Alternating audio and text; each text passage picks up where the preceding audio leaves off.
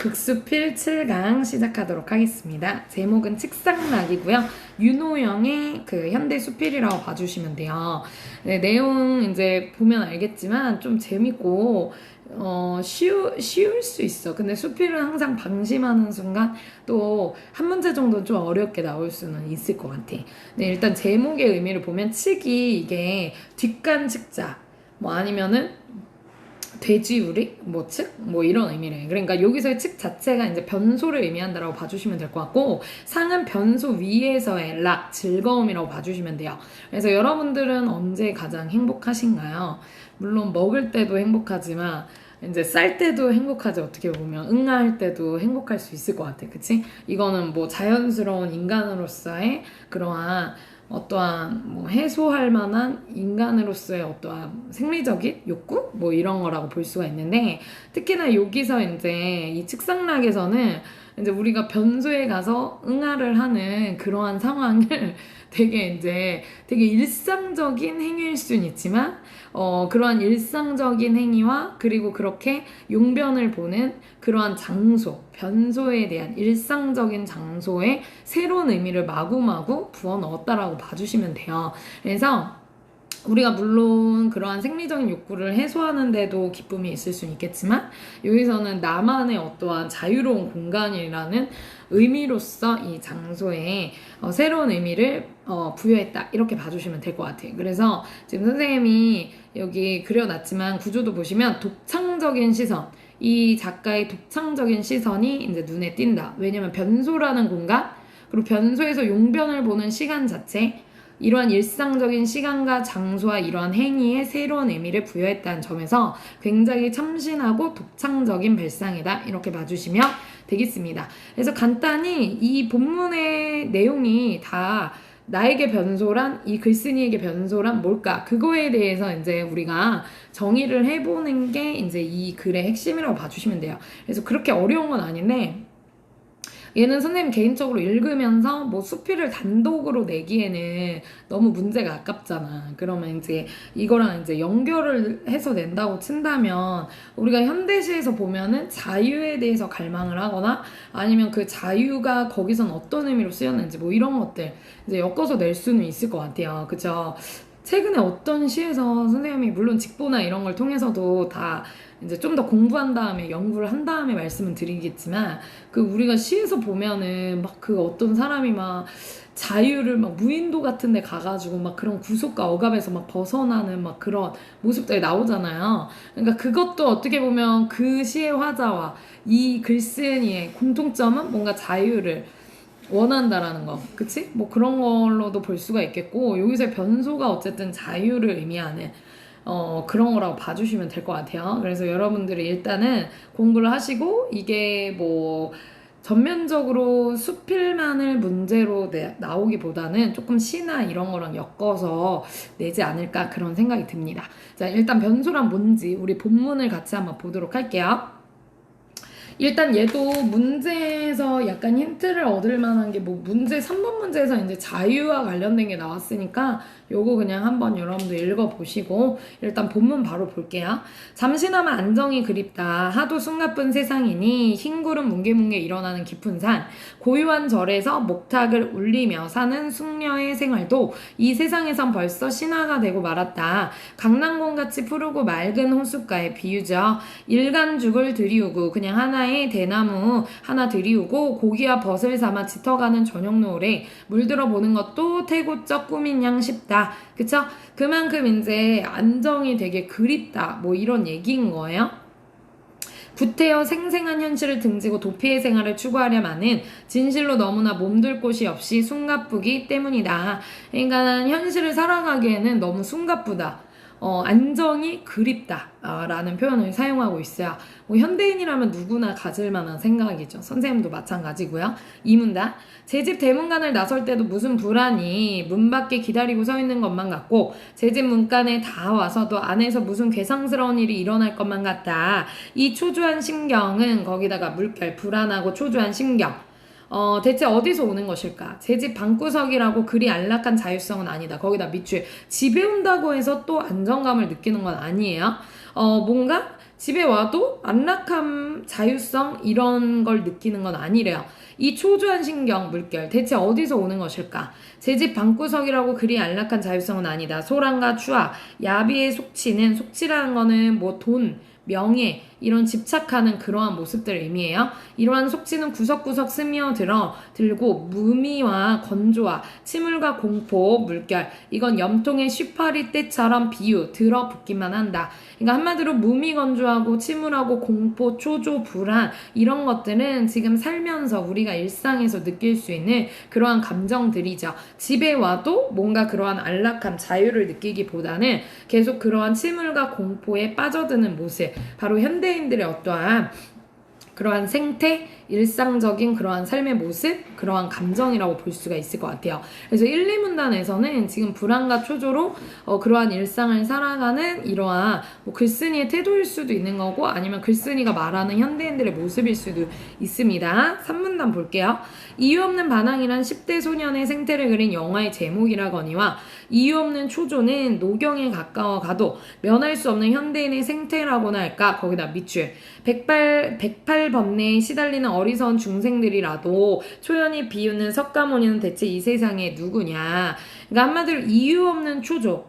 온전하게 뭔가 자유를 누리지 못하는 그러한 초조함에 살고 있다는 거죠. 그러나 나에게는 한 복지가 남아있다. 이게 복지라는 거의 뜻을 찾아보면 이게 뭐 복복자, 그렇죠? 복을 받는 딱 그 복지를 의미하는 건가? 잠깐만 선생님이 한번 사전을 잠깐 찾아볼게요. 여기서의 이 복지라는 의미가 뭘까? 요거를 다시 한번 선생님이 그대로 한번 한자 그대로 해석을 한번 해보면 한 복지가 남아있다 했을 때 이 복지는 복복자의 역시 복복자의 그 땅지자를 얘기하는 거네요. 우리가 생각했던 그쵸? 한마디로 행복을 누리는 그러한 땅 복의 땅이다 뭐 이런 의미인 것 같아. 그러나 나에게는 한 복지가 남아있다. 변수의 문을 닫고 용변하는 시간만은 완전히 이 세상과 절연된 특권을 향유한다 라고 얘기를 하고 있어. 그러니까 얘에게 유일하게 남은 그 복지는 바로 변속간에 문을 닫고 용변을 보는 시간. 이것만큼은 나에게는 온전히 누릴 수 있는 행복을 누리며 살 수 있는 땅이래요. 그래서 선생님이 여기다가는 구조도에 안 적어놨는데 구조도에 하나 더 추가하면은 여러분들 뭐라고 볼 수 있어요? 복지, 그쵸? 이 땅에서 유일하게 내가 느낄 수 있는 복지라고 체크를 해주시면 되겠네요. 자, 변수의 문을 닫고 용변하는 시간만은 완전히 이 세상과 절연된 특권을 향유하게 만든다. 이제 절연이라는 거는 단절을 시킨다 이렇게 봐주시면 돼요. 인연이나 관계를 완전히 끊어버리는 거 맞아요? 그래서 단절시키는 거. 그쵸? 그러한 특권을 나에게 준대요. 겨우 두 다리를 오그리고 앉을 수 있는 좁은 우주. 그러나 자유가 확보되어 있는 우주. 선생님이 지금 구조도에 다 적어놨습니다. 나에게만 주권이 부여되어 있는 왕국. 이 우주 안에 들어있는 동안만은 완전히 치외 법권에 속하는 지역으로 할애받고 있다. 즉 한마디로 무슨 얘기예요? 여기에서만큼은 나만의 어떠한 절대권, 나만의 이런 주권을 부여받을 수 있다는 겁니다. 그 시간만은 아무도 내 절대권을 침해하려 들지 않는다. 즉 이곳에서는 나의 권리가 침해되지 않는 곳이래요. 맞아요? 그래서 치외 법권에 속하는 그러한 공간이라는 거에 의미가 뭐냐면 치외 법권이라는 게 다른 나라의 영토 안에 있으면서도 그 나라 국내법의 적용을 받지 아니하는 국제법의 권리를 의미한대요. 그러니까 한마디로 내가 있는 이 공간만큼은 치외다 얘들아. 이거 선생님이 구조도에 치와처럼 썼는데 치와가 아니에요. 치외 법권에 속하는, 그래서 와가 아니라 외로 고쳐주세요. 치외 법권에 속하는 지역, 즉 내 절대권이 보호되는 지역이다라고 봐주시면 돼요. 자, 그 시간만큼은 아무도 내 절대권을 침해하려 들지 않는다. 영원히 연결되어 있는 시간선상에서도 나에게만 완전히 포기해준 은총의 시간. 맞아요? 그래서 나에게만은 온전히 다른 것들이 포기되는 나만의 그러한 시간, 은총, 나에게만 은총이 부여된 시간입니다.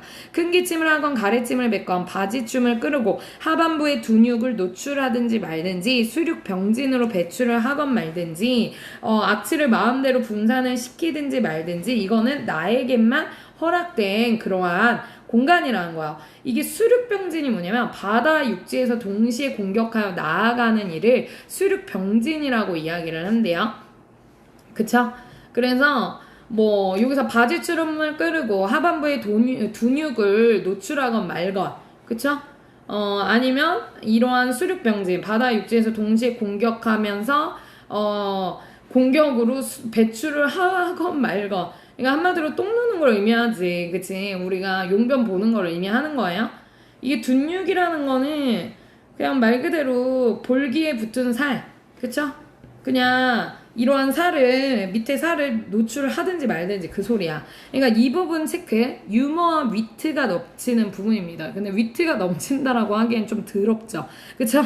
그래서 그렇게 분산을 시키건 말건 아무 시비도 체면도 나는 여기서는 따지지 않는데, 이 공간에서는 법률이야 물론이지만 도덕도 예의도 인습도 전통도 아무것도 모든 사회적인 간섭, 인간적인 관련해서 오는 시비 회역, 즉 회열하는 건 회방과 칭찬 이런 것들도 전혀 없대요. 즉 한마디로 외부에서의 사회적인 관계를 다 단절한 그러한 공간. 그래서 선생님 구조도에다가 체크해 놨습니다. 그래서 나는 굳이 내 결백을 수식할 필요도 없고 내 단정한 품격을 조작할 필요도 없어요. 즉 조작이나 가식, 꾸밈도 필요 없는, 시간에 분망할 필요, 쫓길 필요도 없다라는 겁니다. 우선 조여매었던 혁대를 끄르고 켜켜로 입었던 바지며 내의, 속내에서부터 하반부의 근육을 해방시키고 두 발을 고여 전신을 편안히 내려앉으면 위로 충만했다. 모든 들뜬 기운이 가라앉으며 평온한 희왕시대로 돌아온다. 희왕시대라는 건 옛날 보키씨, 아주 유명했던 중국 고대 전설상의 제왕, 즉 그러한 태평성대 같은 그러한 희왕시대로 돌아온다. 향기롭지 못한 냄새도 어느덧 잊어버리고 만다. 그래서 고사를 활용해서 그 당시에 그러한 태평성대를 누리는 기분이다. 지금 그 얘기인 겁니다. 그쵸? 모든 초조와 불안에서 다 벗어날 수 있는 평온한 상태. 향기롭지 못한 냄새도 어느덧 잊어버리고 만다. 마치 이 세상에 오래 살아 이 세상 냄새를 모르고 배기듯이 아무도 이 문을 열 사람도 없어요. 왜냐면은 지금 다 차단되어 있잖아. 단절되어 있잖아. 그치? 아무 일도 내 스스로가 나가기 전엔 부를 리도 없다. 찾을 리도 없다. 나에 대한 모든 것은 나의 이 작업으로 말마. 여기서의 작업이라는 것도 결국은 자기가 용변을 보는 행위를 작업이라고 표현하고 있어요. 말미암아 권위 있게 스톱당하고 만다. 그치? 그러니까 결국은 세상은 내가 이 용변을 보는 이 행위로 말미암아 주변 것들은 다 스탑. 지구조차도 이 속에는 돌지 않는다. 외계에서 수소탄이 터지든 태양이 물구나무를 서든 나는 결코 개의하지 아니해도 좋다. 거기다 밑줄 과장이 쓰였다라고 말하고 있어요. 과장. 그래서 과장을 통해서 좀 재미있게 표현을 했다라는 거. 내가 이 작업을 하고 있는 한 이런 무관심한 태만에 대해서도 아무도 문체, 잘못을 논할 사람도 없대요. 잠시 가쁜 숨을 그치고 유유자적한 세계에서 기상천외의 꿈속을 헤매며 오유하는 것도 오유, 재밌게 즐겁게 노는 것도 나의 자유일 것이다. 밑줄. 이 지상에서 자유의탈의 시간이자 이 시간뿐이고 소부허유가 놀던 기산영수는 남아있는 곳이 이곳뿐이다. 그러니까 소부허유가 원래 그 자연에서 속세를 벗어나서 자연에서 은둔한 사람들이잖아요. 근데 그들의 고사를 이제 끌어다 쓰긴 하지만 그 소부허유가 놀던 기산영수는 바로 나에게는 이 변소가 그런 장소다. 그런 의미야. 그러니까 소부허유도 자연에서 그 즐거움을 느꼈듯이 나에게는 변소라는 곳이 그 즐거움을 대신한다. 그런 의미입니다. 그래서 얘에게 변소란 바로 그 소부허유와 같았던 그러한 자유와 해탈과 어떤 즐거움을 얻는 공간이라고 봐주시면 되겠어요.